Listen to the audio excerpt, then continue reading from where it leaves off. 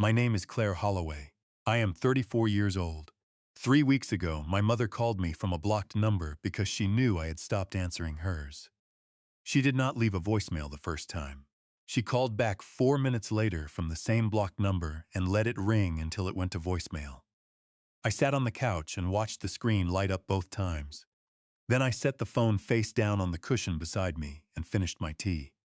The third time she called, she used her real number. I answered. She said she wanted to talk. She said the family needed closure. She said my brother Marcus had been asking about me, that he was worried, that this silence was hurting people, that she had not slept properly in weeks. She said all of this in the measured voice she reserves for moments when she has already decided how the conversation should end and is working backward from there. I know that voice the way you know a song you did not choose to memorize. It just got into you somewhere along the way. I sat with the phone against my ear for a long time after she finished. Then I said 2 words she was not prepared for. Which brother? She did not respond for 4 seconds. I counted them the way you can count seconds in a storm. 1, 2, 3, 4. Then she said, "Honey, don't be like this." And I hung up. I want to be clear about something before we go any further. That was not bitterness talking. That was not a tantrum or a performance or a woman who had lost her perspective. That was clarity.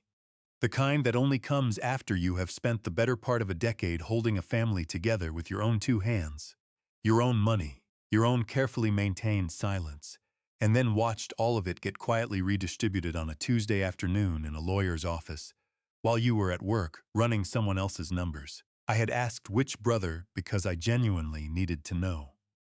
Because the Marcus who had been asking about me and the Marcus who had lived inside my mother's sentences for 30 years were two different people, and I had spent too long pretending otherwise. Welcome back to Calm Drama Stories. This is the place where the quiet decisions finally come to light, where the resentment that was never spoken out loud gets spoken, where the people who showed up when it mattered get named, and the people who didn't get to sit with that. This is not a revenge story. I want to say that right now, at the beginning, because by the end you might think it is. It isn't. Revenge implies you are trying to take something back. I stopped wanting things back a long time ago. This is a story about recognition.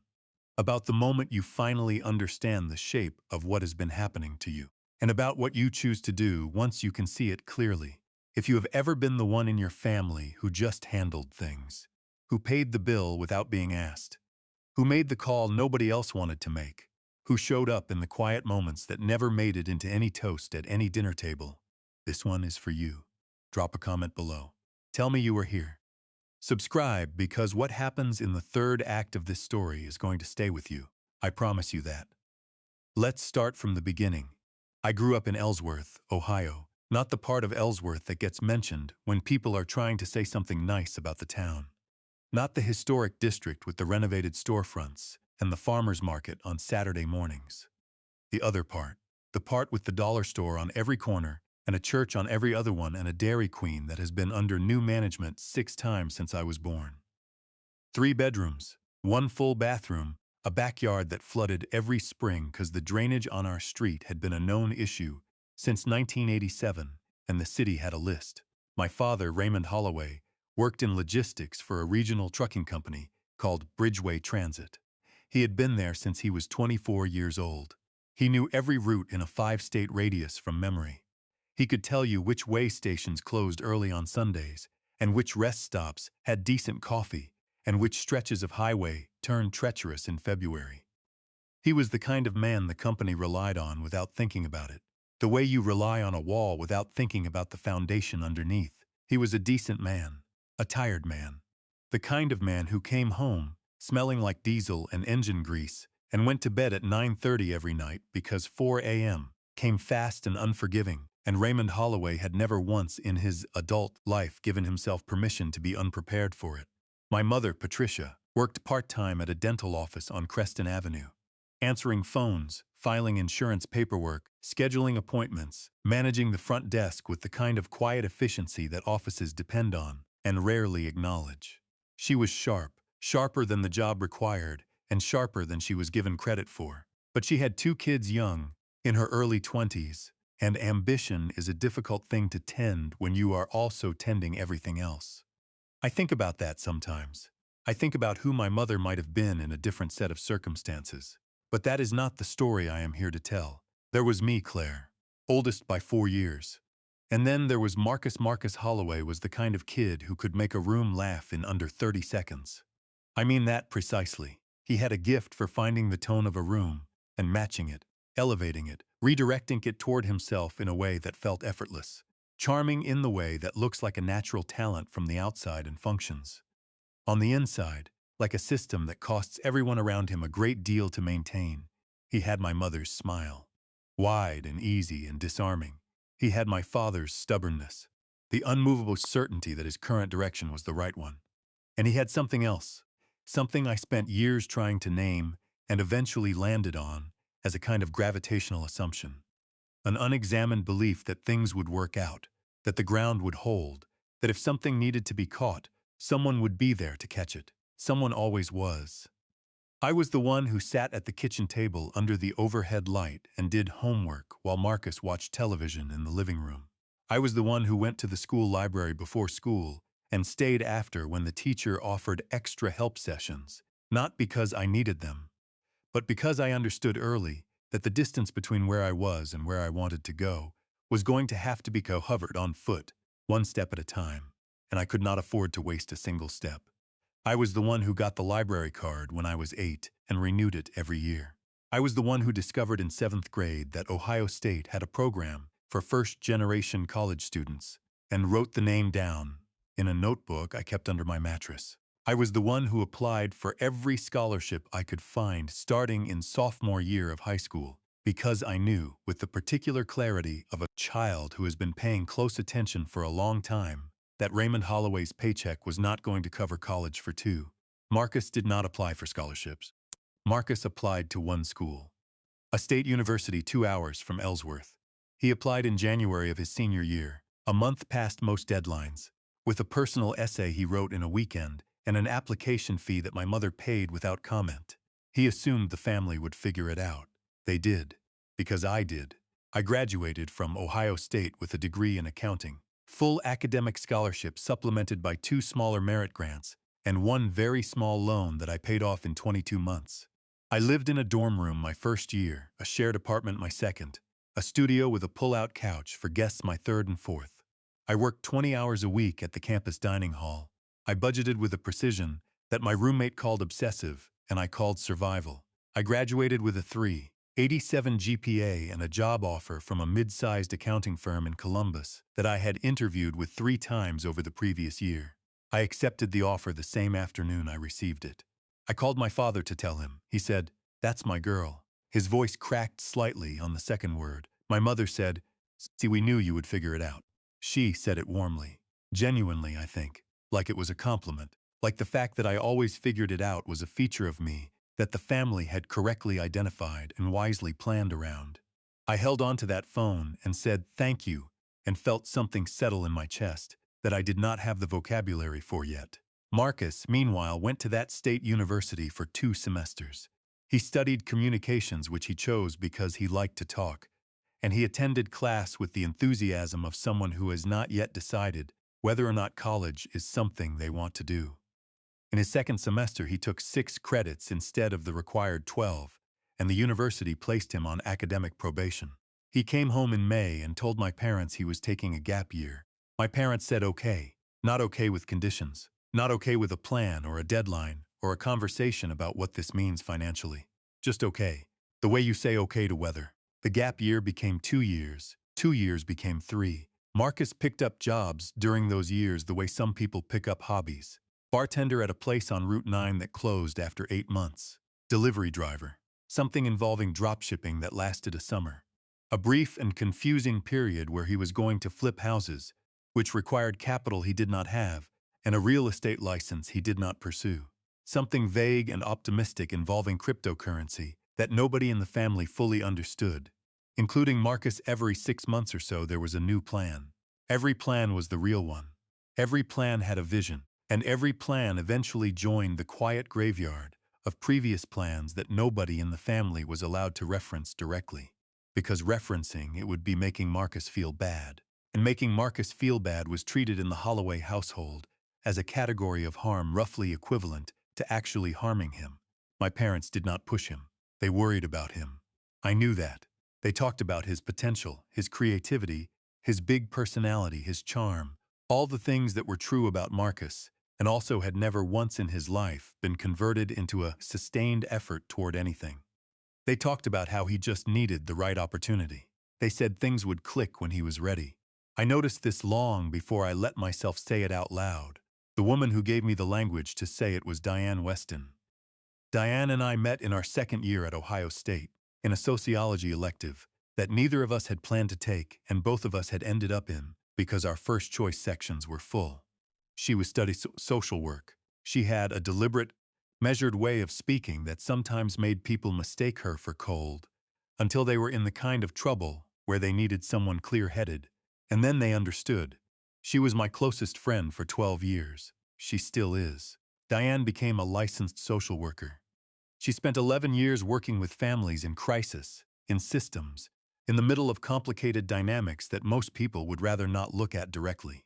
She could name family patterns the way a doctor names symptoms, not to be cruel, not to perform insight, but because naming things accurately is the first step toward doing anything useful with them.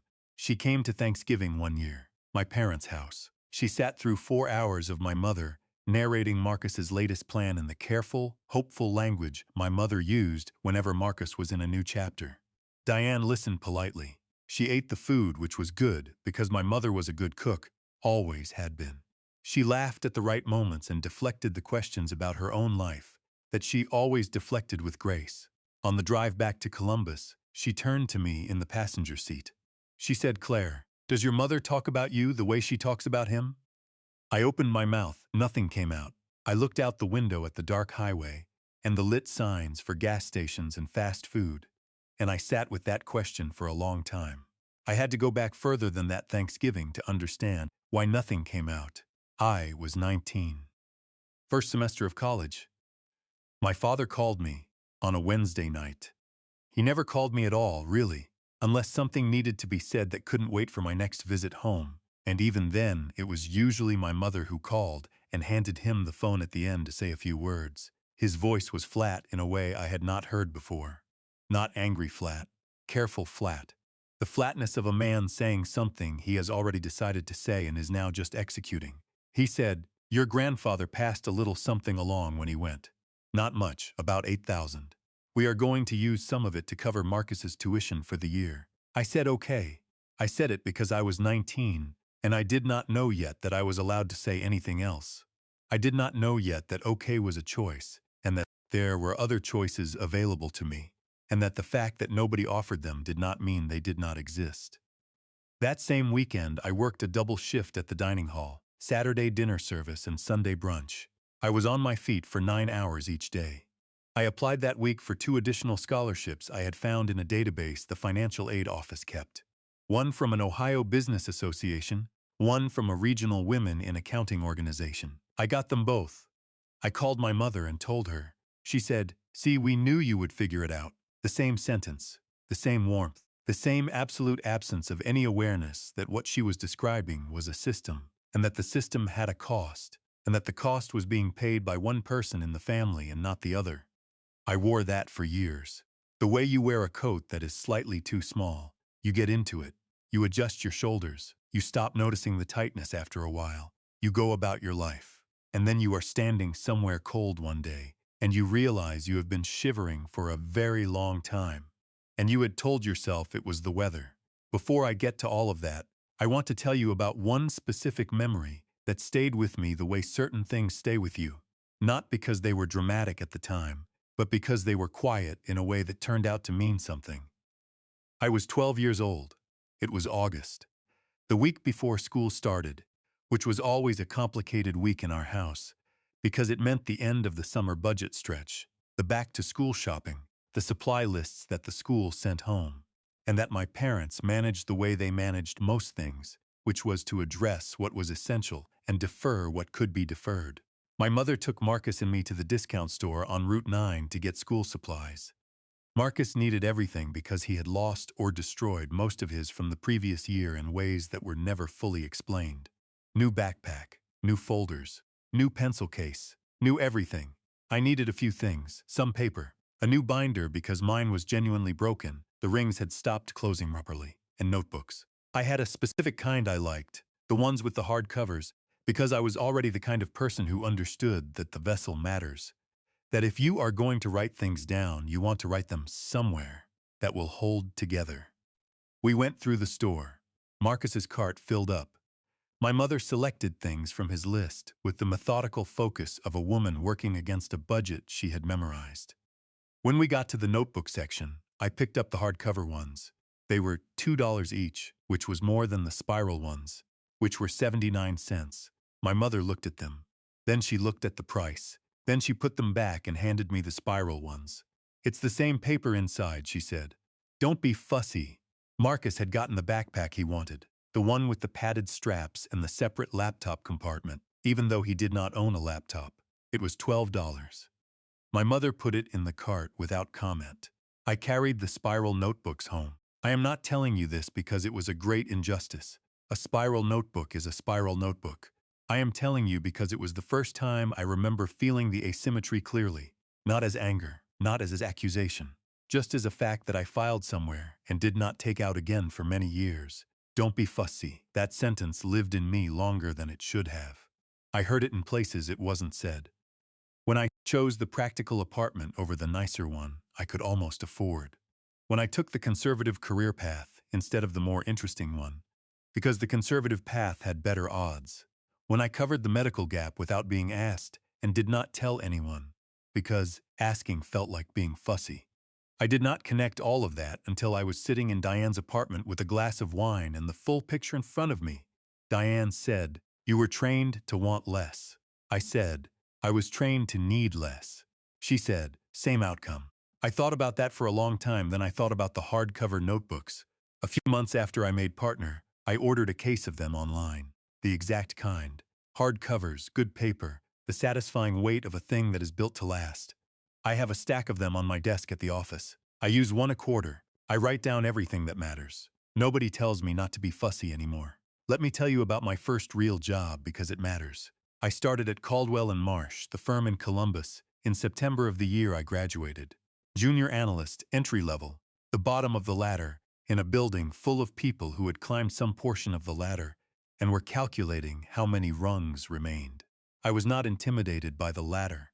I had been climbing things my whole life with no one holding the base. Within 18 months, I was managing 3 accounts independently. Within 3 years, I was running the books for 4 corporate clients and had 2 analysts below me who I trained and supervised. I was precise, organized, thorough.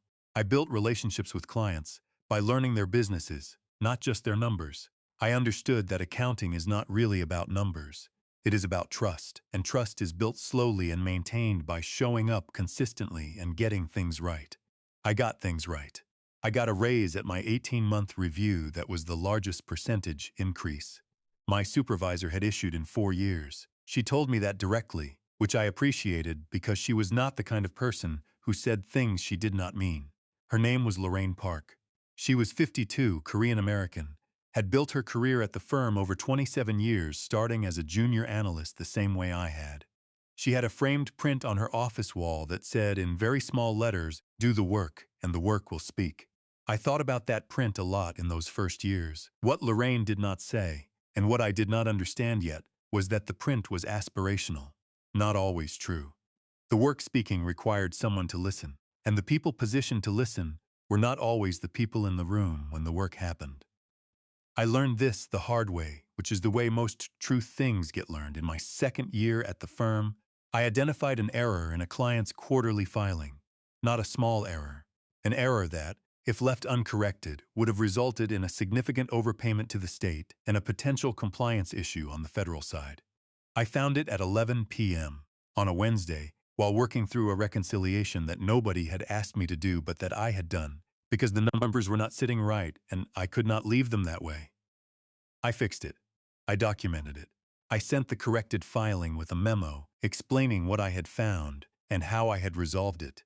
The client called the firm the next morning and spoke with the senior partner who managed the relationship. He sent an email to the whole team thanking the firm for our attention to detail. He did not know my name.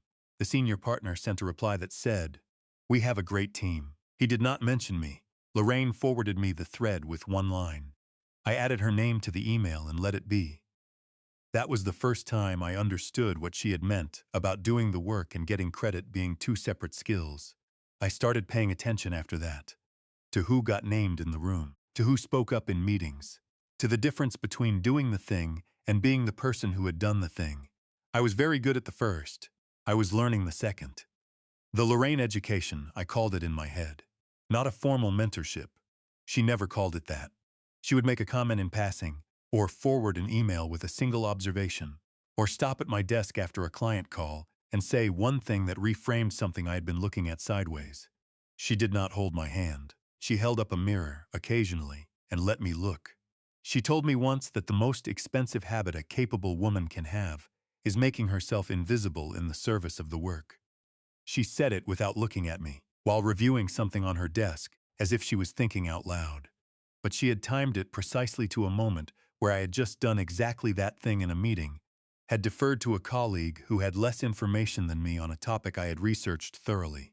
I said, "Noted." She said, "Good." That was the whole conversation. In my third year at the firm, I got a call from a man named Dennis Forsyth, VP of Finance at a regional manufacturing company called Birchfield Industrial. He had been referred to me by a client I had been working with for 18 months, a woman who ran a mid-sized logistics company, and had, after 6 months of working with me, told Dennis specifically to ask for me by name. That referral mattered, not just for the business, for the lesson it contained. The client who referred me was not connected to anyone at the firm above me. She could not advance my career in the traditional sense. She referred me because I had done the work, and she had noticed, and her noticing had created an outcome that my silent precision had not created on its own.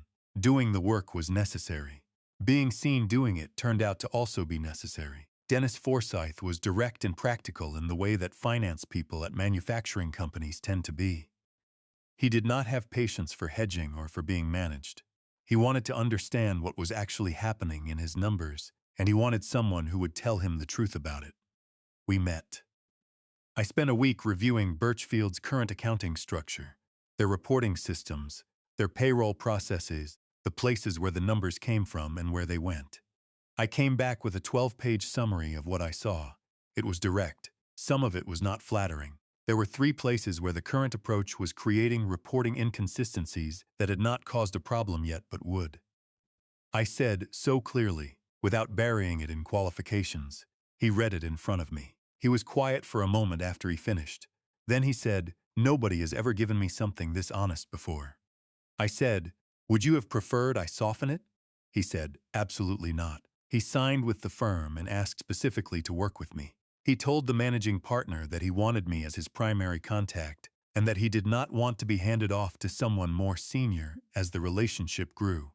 Lorraine put her head into my office the afternoon after the contract was signed. She said, "Well done," 2 words, but from Lorraine Park that was a standing ovation. I built my career on that foundation, methodical, consistent, honest with clients about what the numbers were telling them, even when what the numbers were telling them was not what they wanted. To hear, the Birchfield relationship grew over the next 4 years. Dennis referred 2 other clients. Those clients referred 1 more. I became, without fully planning it, the person in the firm that a certain kind of client sought out. Not the flashy ones, not the ones who wanted performance, the ones who wanted accuracy and honesty, and a person who would call them on a Tuesday when something did not look right, or at me a problem. I liked those clients. They reminded me of Lorraine's print. Do the work, and the work will speak. Except I had learned by then that the work speaks louder when you make sure it is heard. By the time I was 32, I was a senior analyst with a client portfolio that represented about 20% of the firm's mid-market revenue. I was not yet a partner. I had not yet been offered partnership. I was building toward it, and I knew the building would take time. And I was patient with time because time had always been something I understood how to use. Here is where the real story started. My father got sick when I was 30, congestive heart failure. It started gradually, the way it does. The way the body begins to announce limitations it has been accumulating quietly for years. He was 61. He had been in that truck cab for 37 years. He had eaten rest-stop food on the road and dining hall food at home, and had never once in his adult life been the priority of any system that considered his long-term well-being. His body had an opinion about that. Bodies always do. Eventually, the diagnosis came in February. I drove to Ellsworth the weekend after my mother called. Raymond was sitting in his recliner watching a financial news channel that Patricia, kept on in the background because she felt it made the house seem more purposeful. My father looked smaller than I remembered him. Not physically, exactly, but in some other way I didn't have a word for. Like something had been adjusted, like someone had turned a dial down. I sat across from him for 2 hours that first visit. We talked about the diagnosis, the medications, the restrictions. We talked about what the cardiologist had said and what the follow-up schedule looked like. I took notes, not because someone asked me to, because I understood that someone was going to need to know these things and coordinate them. And I had spent 30 years learning who that person was in our family. Over the next 24 months, I drove to Ellsworth every other weekend. I organized my father's medications into a weekly system that my mother could manage during the weeks I wasn't there. I set up a binder with all his medical information, his prescriptions, his doctor's contact numbers, his insurance cards, his Medicare supplemental policy details. I called his cardiologist's office 3 times when prescription adjustments needed to be coordinated between specialists who were not. It turned out, talking to each other as well as they should have been. I set up the online patient portal and spent 6 weeks teaching my mother how to use it. She resisted because she found technology hostile, and also because resistance was her way of processing things she was afraid of. I was patient. I showed her the same 3 steps 11 times. I made her a laminated card with the login and the 4 most common tasks she would need to perform. I put it in the kitchen drawer next to the phone charger. Marcus called on Christmas and Easter. I am saying this without editorializing. It is a fact. He called on holidays. He asked how Raymond was doing. He said he was going to come up sometime soon. Sometime soon remained hypothetical for the entire duration of our father's illness. During those 2 years of visits and calls and coordinating and managing, my father's medical expenses accumulated. Medicare covered the major things. The gap was real. Specialist copays, a cardiac rehabilitation program that Medicare covered partially, prescription costs that shifted when the formulary changed mid-year, a piece of equipment for home monitoring that the insurance approved and then partially reversed, and then approved again, after I spent 45 minutes on the phone with a representative. The gap was approximately $900 a month. I covered it. I did not announce it. I did not present it to the family as a decision requiring discussion. I looked at the numbers, which I was very good at looking at, and I looked at my parents' finances, which they had shared with me in a general way because I was the one who understood these things, and I saw the gap and I covered it. I did not tell Marcus, not out of secrecy, not out of strategy, because by that point I had a clear-eyed understanding of what telling Marcus something accomplished, which was that Marcus would feel informed and perhaps briefly concerned and ultimately unchanged, and I was not interested in going through those motions. My father passed in November. He was 63 years old. He had worked for Bridgeway Transit for 39 years, 2 more than I had originally calculated, because he had pushed his retirement back twice. Once because the company needed him, and once because he was not sure what he would do with himself if he stopped. He died on a Tuesday. It was raining. One of those November rains that is not dramatic about itself, just steady and gray and indifferent. I was at work when my mother called. I was in the middle of a client call that I ended professionally and calmly before I sat at my desk for 4 minutes and then drove to Ellsworth. I called the funeral home that night because my mother could not do it. She sat on the edge of the bed she had shared with Raymond Holloway for 36 years and said she could not make those decisions. I understood. Grief does that. Grief narrows the aperture of what a person can manage. I was not angry at her for it. I chose the casket, a mid-range option that was dignified without being extravagant, because Raymond Holloway had been a practical man, and I did not think he would have wanted extravagance. I called Raymond's 2 brothers, both of whom lived out of state.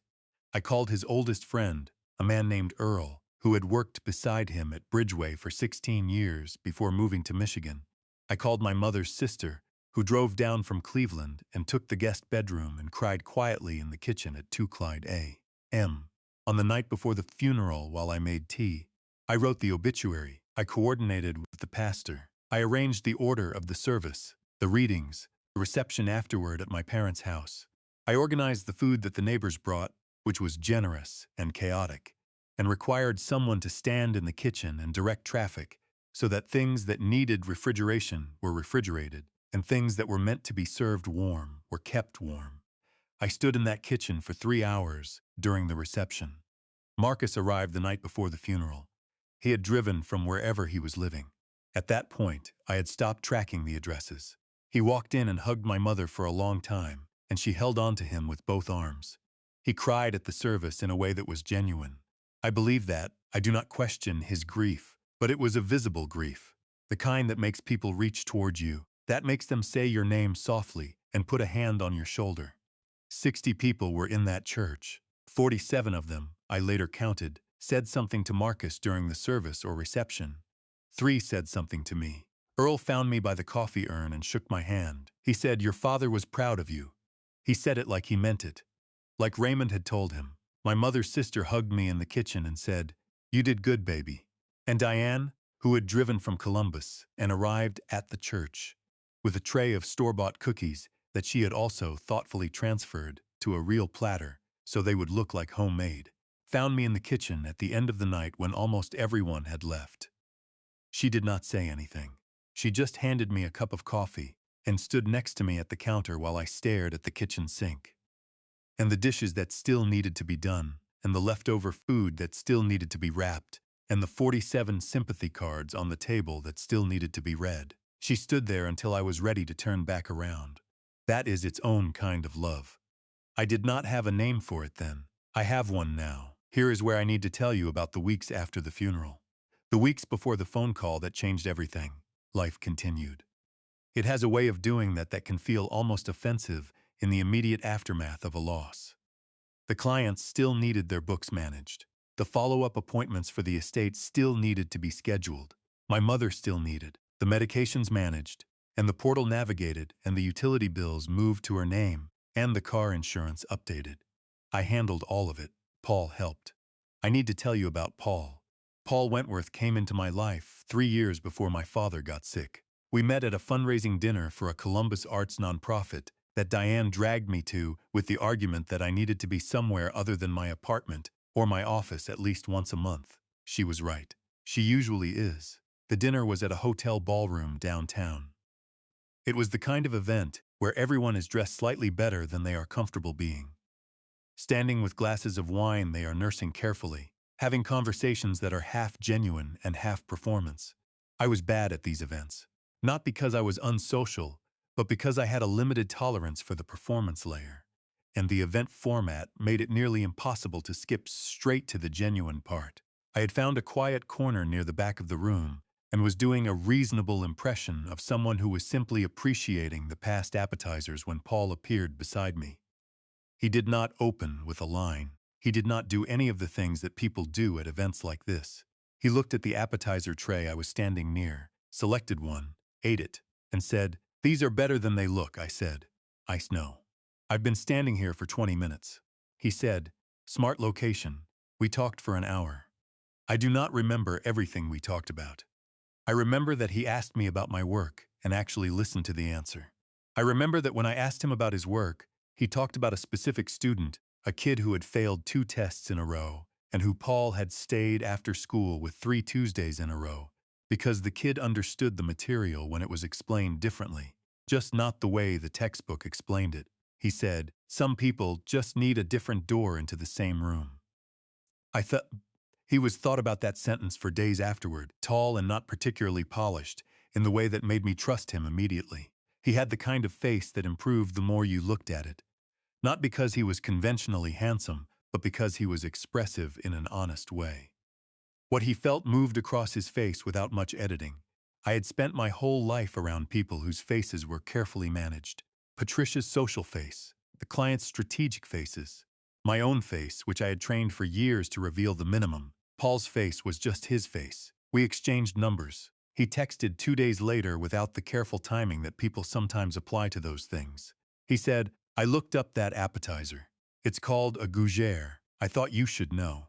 I laughed out loud alone in my apartment. We had dinner the following week. A restaurant I chose, near my apartment, the kind with good food and reasonable noise levels, and lighting that did not require both parties to perform being somewhere fashionable. He arrived exactly on time and looked exactly like himself. The conversation went the way good conversations go, which is that you stop tracking it because you are in it. We talked about Columbus and Ohio and the particular texture of growing up somewhere that people leave. We talked about his students and my clients, and the way both categories of person required you to meet them where they were, rather than where you wished they were. We talked about his parents and their retirement, and the way he said the word home to mean their house in Michigan in a way that was warm without being precious. I did not talk much about my family that night. It was a first dinner, and there was plenty of time. But I remember the moment he asked, and it was a specific question, not the general, "How is your family?" but "Are you close with your parents?"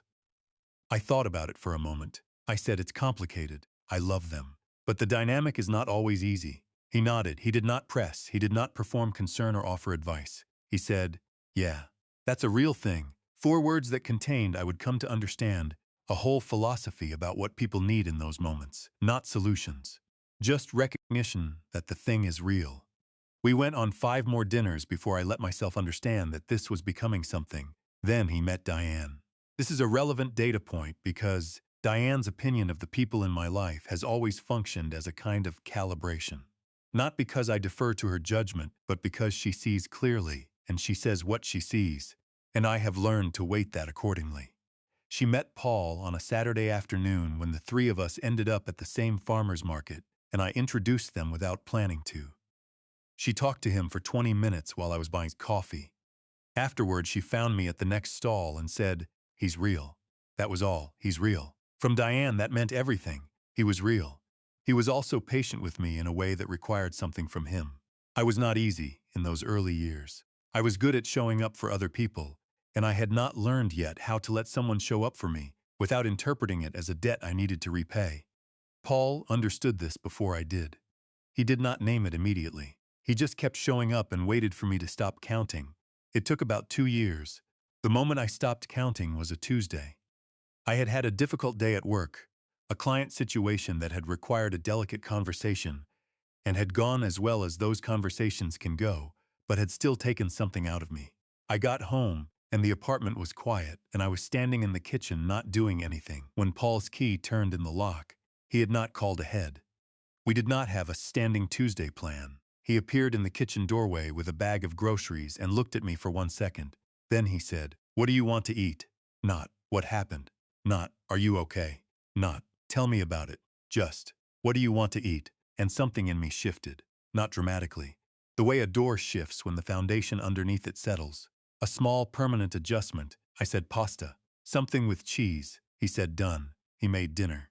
I sat at the counter and watched. He put on music. We ate. We talked about ordinary things, the soccer season, a new book he was reading, something ridiculous that had happened in the faculty lounge that I found disproportionately funny. At no point did the difficult day require processing or narration or resolution. It just dissolved in the warmth of a Tuesday evening that had shown up without being planned. I understood then what being chosen felt like. Not the dramatic version, the ordinary version, the version that shows up with groceries and makes pasta, and does not require you to justify needing it. I wanted to keep it. I kept it. We got engaged 3 years later on a Sunday evening at home. He had a ring that was simple and well made because he had paid attention to the kind of person I was. No production, no elaborate staging. He said, "I want to build a life with you, and I want to ask you properly, so I'm asking." I said yes. Diane cried when I told her. She claimed it was allergies. It was February, and she was inside. My mother said congratulations, and then, before the call was 2 minutes old, said, "Oh, I should tell you, Marcus is thinking about moving somewhere new. Big opportunity." I noted the transition. I filed it. I said, "That's great, Mom. Talk to you soon." And I hung up and went back to being happy. Paul Wentworth was a high school history teacher at a public school in Columbus. He also coached varsity soccer, which meant his calendar was complicated from August through November. And he managed it with the equanimity of a man who had made peace with complexity. He was not flashy. He was not the kind of person who made an impression in under 30 seconds the way Marcus did. He was the kind of person you noticed after an hour, when you realized. He had asked you 3 questions about yourself, and remembered the answers to all of them. He was tall, patient, and quietly funny in the way that requires actual intelligence to pull off. He made dinner on Tuesdays and Thursdays because he had looked at my week and identified the nights I was most likely to eat cereal over a sink if someone didn't intervene. He asked me what I wanted. That sounds like a small thing. It wasn't. It was the thing I had spent 30 years not being asked. When my father got sick, Paul drove with me to Ellsworth every other weekend for the first 3 months. He sat in the living room with Raymond and talked about the Bengals, about trucking routes, about the history of the interstate highway system, which Raymond had opinions about. He did not try to solve anything. He was just present. Then Raymond's condition stabilized temporarily, and I told Paul he didn't need to come every weekend, that he should use that time for his own things. He said okay, and he came every 3rd weekend after that anyway. He never mentioned it. He just showed up. When my father passed, Paul took a personal day without telling me in advance. He drove to Ellsworth the morning of the funeral. He stood beside me during the service and held my hand in a way that was steady rather than dramatic. During the reception, he stood in the kitchen with me for an hour and helped wrap the leftover food. He washed dishes. He did it quietly, without announcing it, without requiring acknowledgement. On the drive home, he did not ask how I was doing, which was the right instinct, because I would have said fine, and that would have been a lie, and we both knew it. He turned on the radio low and drove and let the distance between Ellsworth and Columbus be what it needed to be. 3 months after the funeral, my mother called on a Monday. Patricia Holloway did not call on Mondays. She called on Sundays, usually around 2 p.m., usually for under 10 minutes. The conversations had a reliable structure. How are you? How is work?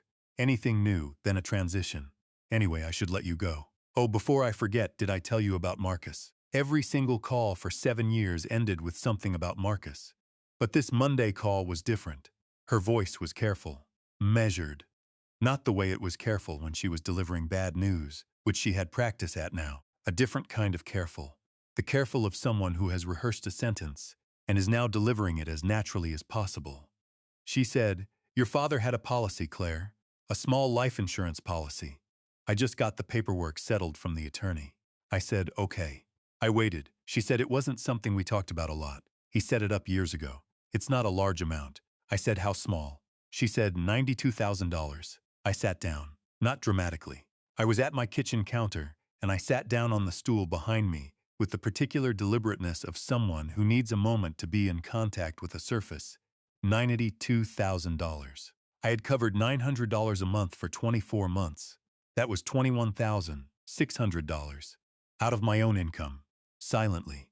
Without being asked, and without asking for anything in return. Not counting the weekends I drove to Ellsworth.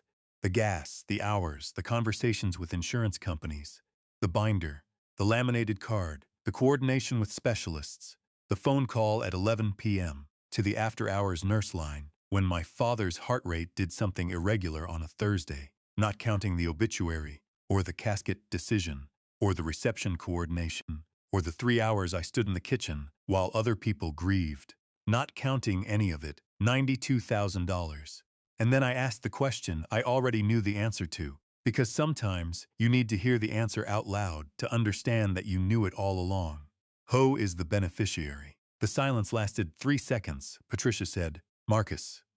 Your father set it up years ago, before he got sick. He always worried about Marcus. About him finding his footing. You know how your father was. He worried about the kids differently. He worried about the kids differently." I held that sentence in my mind and turned it over, slowly. I said, "Okay, Mom." She said, "I hope you understand. It was your father's decision. He had a right to decide," I said. "I know," I said. "I understand." And then I said goodbye and ended the call and sat at my kitchen counter for a very long time.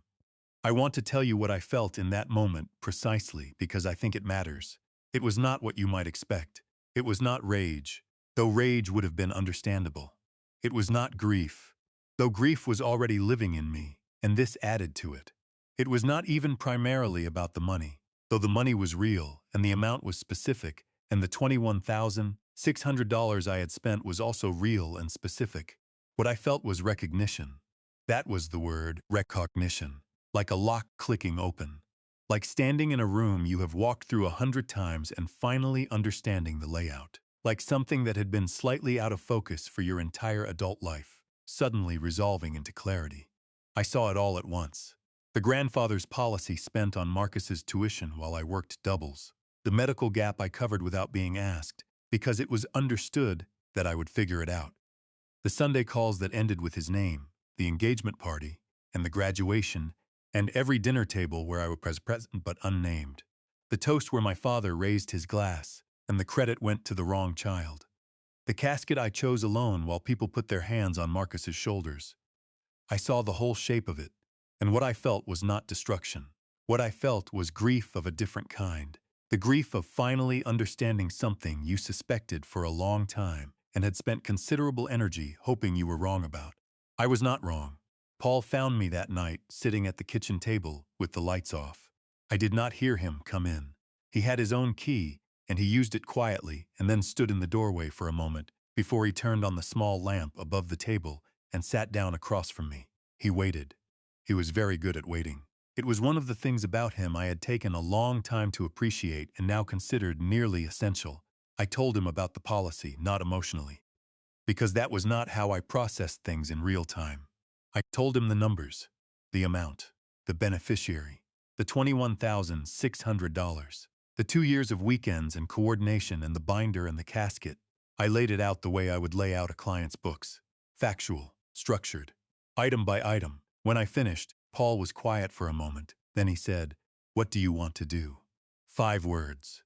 I have thought about those 5 words many times since that night. Nobody in my family had ever asked me that question with that meaning. What do you want? Not what does the situation require. Not what can you handle. Not what will keep things smooth. Not what would help Marcus, or what would help the family, or what would be the most reasonable response to an unreasonable thing. What do I want? I told him I needed to think. He said, "Take all the time you need." And he got up and went to the kitchen and came back with 2 cups of tea and set one in front of me and went back to reading the book he had brought with him. That was its own kind of answer to the question he had asked me. I thought for 3 weeks, not constantly, not in a spiral. I am not a person who spirals. I am a person who processes in the way I was trained to process things, methodically, from all angles, accounting for what is known and what is uncertain and what is beyond my control. What was known, the policy existed. The money was going to Marcus. My father had made a legal decision that was his to make. I could not and would not contest it. I did not want to contest it. What my father had done with the money he had earned was his right.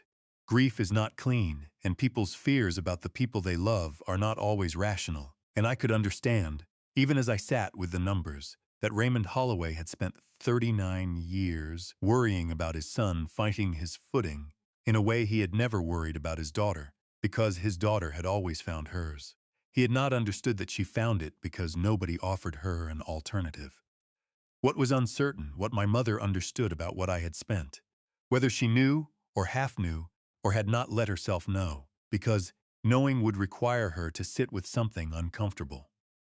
Whether Marcus knew, whether any of it mattered to anyone in the way it mattered to me, and whether it would continue to matter in 5 years, or whether it would settle into the larger structure of everything I understood about my family and simply live there, inert, another fact. What was beyond my control? The decision itself, the pattern that had produced it, the 30 years of small asymmetries that had accumulated into this one large one. None of that could be undone. None of it was mine to fix. What I could control was what I did next. I made a list. Not a list I showed anyone. A list for myself. The kind I make when I need to move through something because moving through it is the only option, and I need to make sure I am doing it with full information. The list had 2 columns. On one side, what I had given. On the other side, what had been acknowledged. I filled in the first column carefully and completely.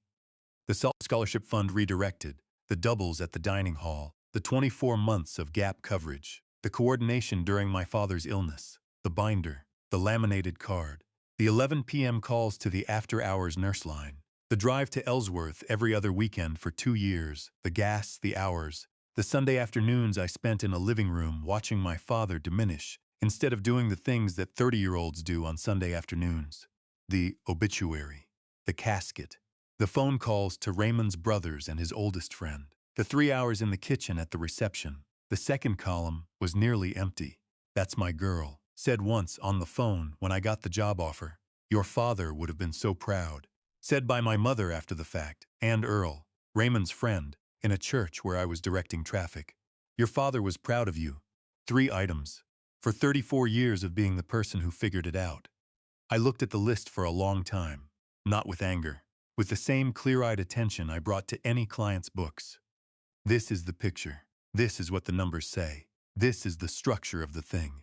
The structure said that I had been operating inside a system for 30 years, that had a return on investment of approximately zero, and I had continued to operate inside it, because leaving would have required me to want something for myself.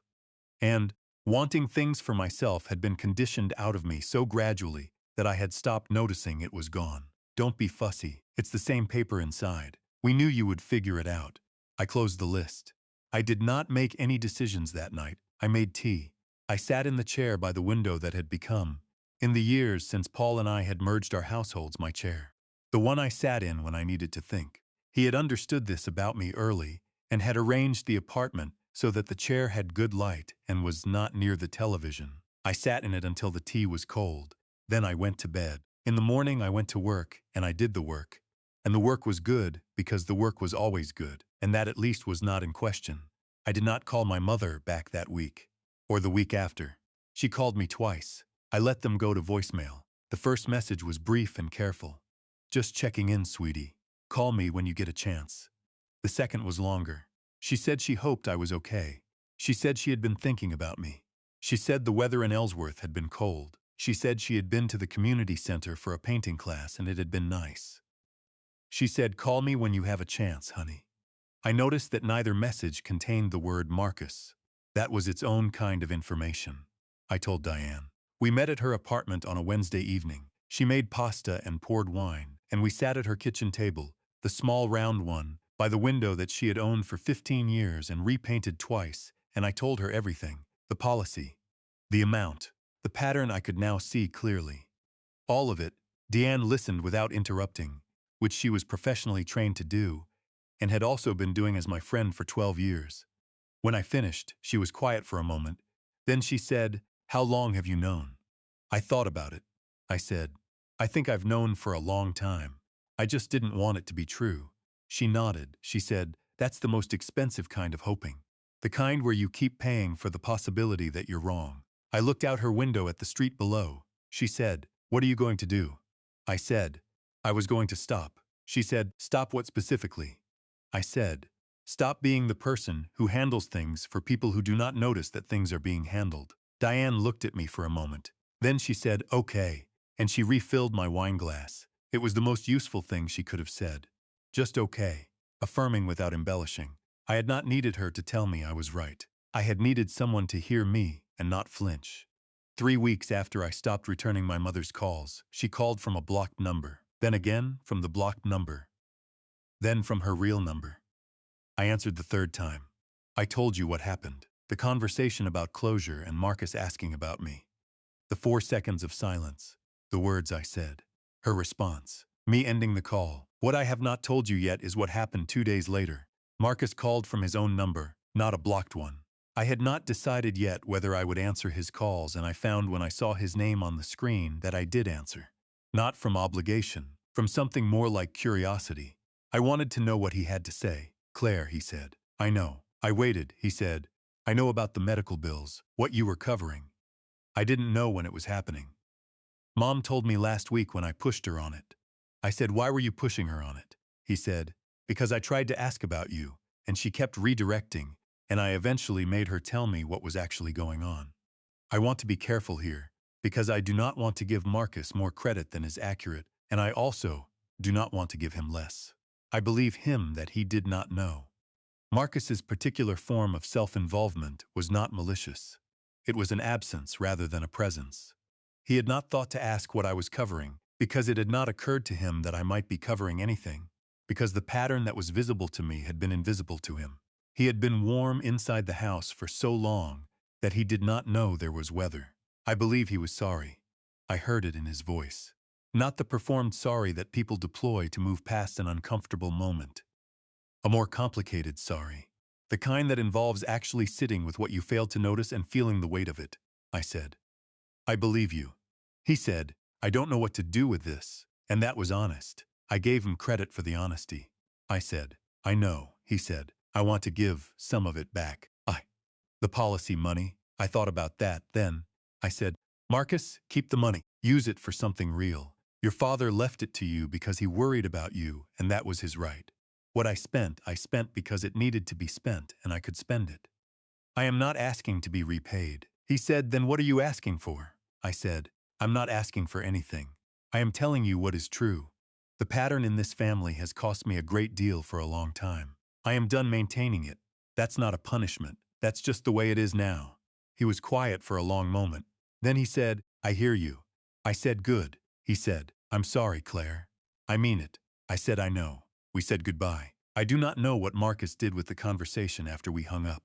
I do not know what he said to my mother, or whether he said anything. I do not know if the pattern I had named for him became visible to him in the way it had become visible to me. Seeing something clearly requires wanting to see it, and I could not do that work for him.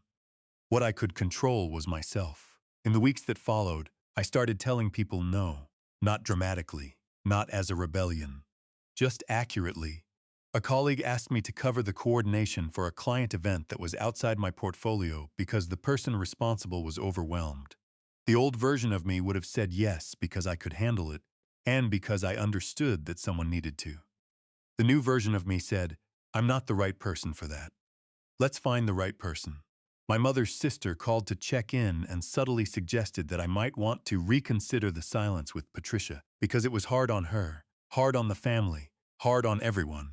The old version of me would have softened. The new version said, I appreciate you calling. I am not in a place where I can have that conversation right now. The world did not end. That sounds simple. It was not simple. It was the hardest kind of change there is. The kind that requires you to stop doing something you have been doing automatically for 30 years. The kind where every instinct says, reach in and fix it. And the new work is standing still and letting the instinct pass. Paul watched me do this with a quiet steadiness that I noticed and was grateful for, without always having the words to say so. He brought me coffee in the mornings. He told me about his students, about the small dramas, and occasional genuine moments of his high school soccer team. About the way one particular kid who had been failing history in October was now getting B's in March because he had found one thing in the curriculum that connected to something he cared about. Paul told me these things not to fill space, but because he thought they would interest me. And they did. He asked me what I wanted for dinner, with the same seriousness he applied to everything. 4 months after the blocked number call, my mother had a cardiac event. I need to tell this part carefully because I know how it reads, and I want you to understand what it actually was. It was not a heart attack. The doctors called it a significant arrhythmia, an irregular heart rhythm that had likely been present and undetected for some time. And that presented acutely one morning when Patricia was at the dental office and felt what she described as the room suddenly being very far away. An ambulance was called. She was admitted. She spent 2 nights in the hospital in Ellsworth and was discharged Wednesday with a new medication and a follow-up appointment. Marcus called me the afternoon she was admitted. His voice was different than the last time we had spoken. Less open, more careful. Not the careful of strategy, I don't think. The careful of a person who has had a long conversation with himself about what he is and is not entitled to ask. He said, Mom is in the hospital. I thought you should know. I said, thank you for telling me. He said, she's going to be okay. They think they caught it. But she's scared and she's asking for you. I sat with that for a moment. Then I said, Marcus, I'm glad she's going to be okay. I mean that. He said, I know. I said, I'm not coming. He said, Claire. I said, let me finish. I am going to contact her cardiologist and understand the diagnosis and what she needs going forward.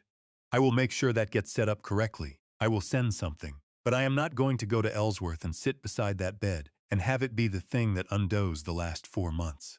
That's not me being cold. That's me understanding what I can and cannot do right now. He was quiet. I said, you're there.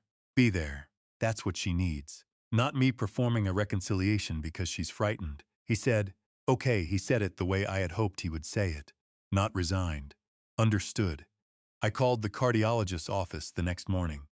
I introduced myself as Raymond Holloway's daughter and said I was calling regarding my mother, Patricia's recent admission. I got a nurse who was thorough and patient and gave me enough information to understand what the diagnosis meant and what the outpatient follow-up needed to look like.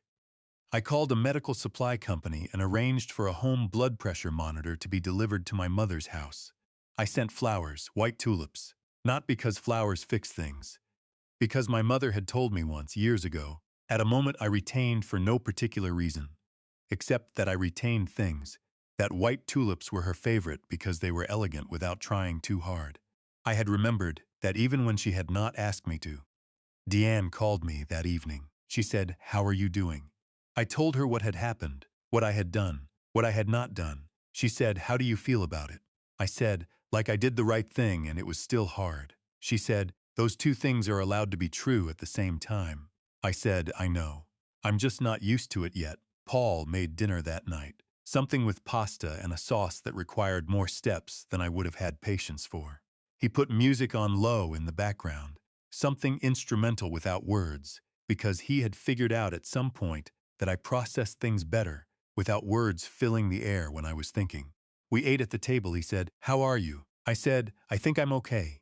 He said, "Good." And we ate, and the music played, and outside the Columbus evening went about its business, and I sat with the strange, unfamiliar sensation of having held a boundary in the direction of someone I loved and found that I was still standing on the other side of it. I am going to tell you about the wedding now. Paul and I set a date in January of that year for a May ceremony. We had been engaged for 7 months. The engagement had been quiet and deliberate, the way we were, the way I had learned to be from him. He had proposed on a Sunday evening at home, with a ring that was simple and well made, because he had paid attention to the kind of person I was, and he knew I did not want anything that required explanation. We planned a small wedding, 40 people. The ceremony at a botanical garden in Columbus, a reception at a restaurant nearby with a private room, and a menu we had tasted together 4 times before deciding. I did not send an invitation to my mother. I did not send one to Marcus. I want to say that clearly and without drama. I made the decision deliberately, over several weeks, and it was not made in anger. It was made from a place of honesty about what I could and could not manage, on a day I had decided was going to be mine. I had spent my life making space for other people at my own table, my own graduation dinner redirected to Victoria. I mean Marcus. My father's recovery coordinated by me while Marcus called on holidays. My own grief standing at a kitchen sink managing dishes while others were being consoled. On May 17th, I was not going to manage anything except the fact of being married to Paul Wentworth. Deanne was my maid of honor. She wore a green dress that she had found at a consignment shop and altered herself, and it was the best-fitting dress I had ever seen on anyone. She gave a toast that was funny for the first 4 minutes, and then said one true thing about Paul and one true thing about me that made me cry in a way I had not cried in a long time. Productive crying, she called it afterward. Getting something out. Paul's parents, Gordon and Evelyn Wentworth, drove from Michigan. Gordon was a retired civil engineer. Evelyn was a retired public librarian. They were warm, easy people who asked good questions and listened to the answers, and made space for quiet the way people do, who have been married a long time, and understand that space is not emptiness but its own kind of comfort. Paul's sister, Renata, came with her 2 children, ages 6 and 9. The 9-year-old was named Theo and had opinions about everything and expressed all of them, which I found refreshing. The 6-year-old was named Margot and spent most of the reception running in the garden outside the restaurant window until her shoes came off, which happened twice. Firefighters from a station where one of Paul's soccer players' fathers worked came and brought a card signed by the whole crew. My colleague Dennis from Birchfield came with his wife. Lorraine Park came alone and looked elegant, and shook Paul's hand with the same directness she applied to everything, and told him he had excellent taste in financial analysts. 40 people. None of them my blood family, all of them my family. Evelyn found me on the small terrace behind the restaurant an hour into the reception. I had gone outside for 5 minutes of quiet. She followed me, not intrusively. She asked first, and I said yes, and she sat in the chair beside me and looked out at the garden, where Margot had surrendered the shoes entirely and was walking in aisles in her socks. Evelyn was the kind of person who had spent 40 years helping people find things and had developed, in that time, very precise opinions about what was worth finding. She said, "I've been watching you today." I said, "Oh?" She said, "You've been present, not performing present, actually here. That's not as common as people think." I turned to look at her. She said, "There is a kind of strength that looks exactly like availability. And people who have known that kind of strength in someone tend to call it reliability or capability, or just expect it, without understanding that it is a gift being extended to them continuously, and that the person extending it is also a person." I was quiet. She said, "My son sees you. I want you to know that I see it too." I looked out at the garden. Margot was investigating a flower. I said, "Thank you, Evelyn." She patted my hand once, the way my father used to, the way people do when words have reached their limit and something else takes over. We sat in silence for a little while. It was the good kind of silence, the kind that does not need to be filled. Then Paul came looking for me. He appeared in the doorway, jacket off, sleeves rolled, the particular disheveled version of him that meant he had been dancing, which I had not known he would do, and which turned out to be a quality I found unexpectedly delightful. He said, "There you are." Evelyn stood. She said, "I was keeping her company until you came to find her." He smiled at his mother in a way that contained 34 years of history between them, something easy and warm and unsentimental. She went back inside. Paul sat in the chair she had vacated. He said, "Are you okay?" I said, "Yeah, I really am." He said, "Good. Margot has asked to dance with you approximately 4 times and her patience is not unlimited." I laughed. We went back inside. 6 months after the wedding, Marcus called again. He was in a new chapter. He had taken a portion of the policy money, $14,000, and invested it in a small landscaping operation with a friend of his. The friend had the equipment. Marcus was handling the business side of it, the scheduling, the billing, the client communication. It was small, but it was real in a way his previous plans had not been. He said he wanted my advice on the financial structure, how to set it up properly, what he needed to track, whether the arrangement with his partner required a formal agreement, and if so, what kind. I listened, not for long. Maybe 20 minutes. Then I said, "Marcus, before I answer any of this, I need to say something." He said, "Okay." I said, "I can give you an hour. I can walk you through the questions you need to be asking and point you toward the resources that will help you answer them. But I need you to understand that I am not the family resource. I'm not the person you call when something needs to be figured out. I can be your sister. I am willing to be your sister. But the version of me that just handles things, because I'm capable of handling them, is not available anymore." He said, "I hear you." He said it's AC had said it months before, without resistance, like he had been sitting with it. I said, "Okay." And I gave him the hour. I walked him through the basics of a simple partnership agreement and why he needed one. I explained cash flow tracking and why it was different from profit. I told him 3 questions he should ask an accountant because he needed an accountant, a real one, and I was not going to be his accountant. He listened. He asked good questions, better questions than I expected. When the hour was done, I said, "That's what I've got." He said, "Thank you."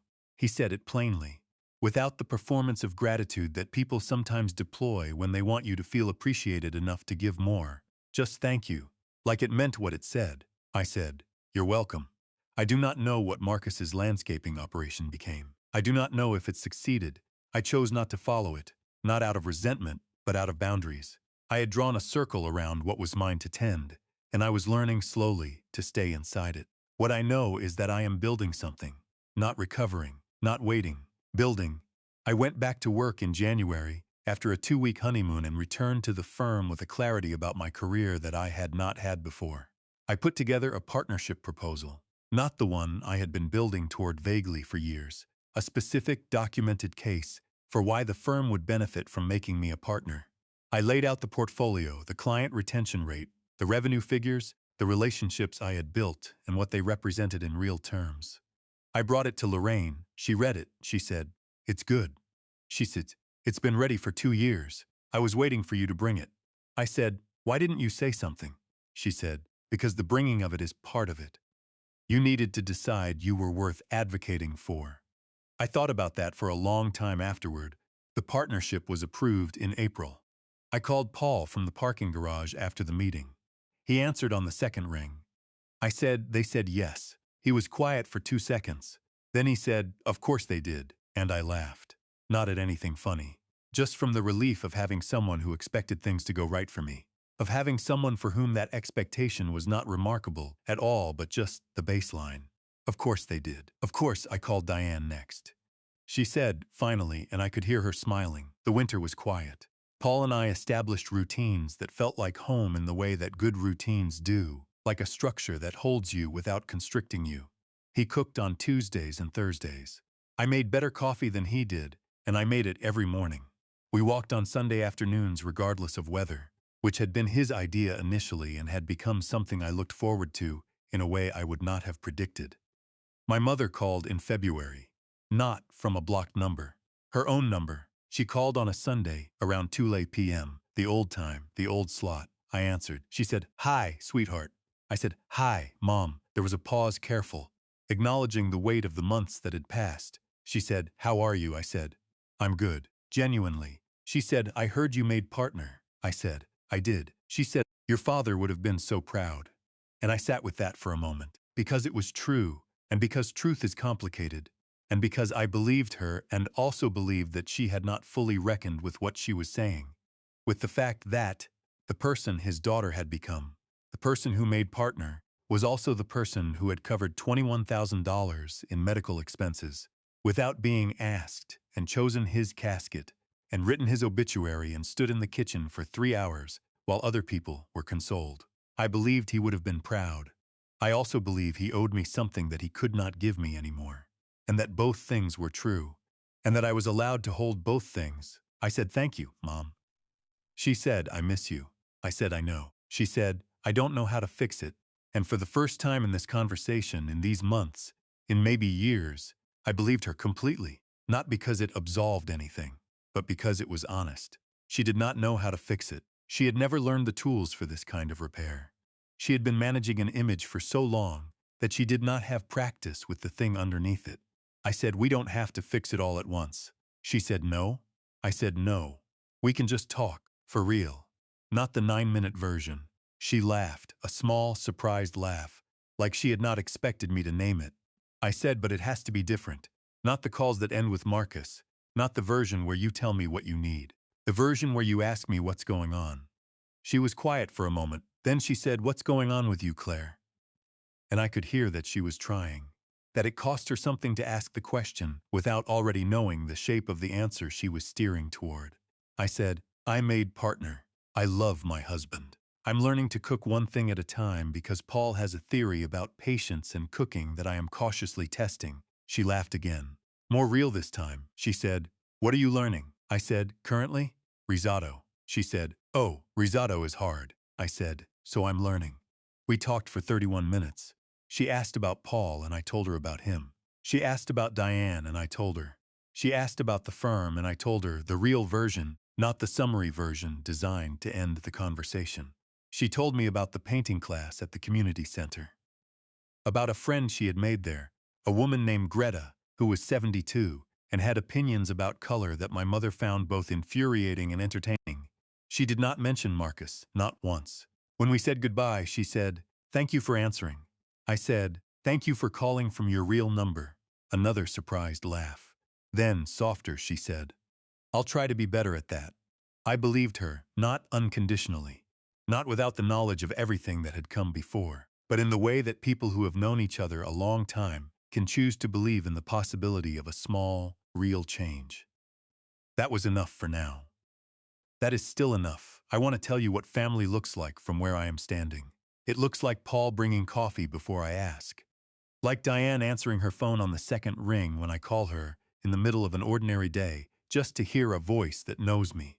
Like Lorraine Park saying, "Of course it's ready," because she has been watching me build towards something and saw it before I did. Like Evelyn Wentworth sitting on a terrace at my wedding and naming the thing that nobody in my blood family had ever named. It looks like Margot running in her socks in a garden until both shoes come off. It looks like 31-minute phone calls that actually go somewhere. It is not perfect. It is not resolved. My mother and I are in something early, something cautious, something that will require continued honesty from both of us and will probably have difficult moments that I cannot predict from here. Marcus and I are in something different. A distance that is not hostile but is honest. A relationship that is possible if we are both willing to be real inside it rather than comfortable. I am willing to be real. What I am done being is available. Available for things I didn't choose. Available as the default solution. Available as the person who handles it because she can, and because someone has to, and because the system was built to rely on that particular fact about me without acknowledging it or paying it or thanking it or asking if it was okay. The system can be rebuilt.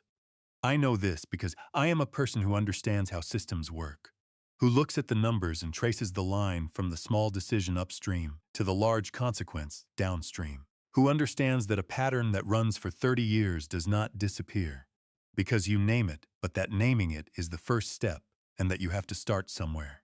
I started. I am somewhere. I know that on Sunday afternoons Paul and I walk, and he tells me about his week and I tell him about mine, and we are quiet for portions of it, and the quiet is good. I know that on Tuesday and Thursday evenings dinner happens, and I did not plan it, and I did not worry about it. And that is a small and daily form of being taken care of, that I am learning to receive without feeling like I owe something in return. I know that Margot.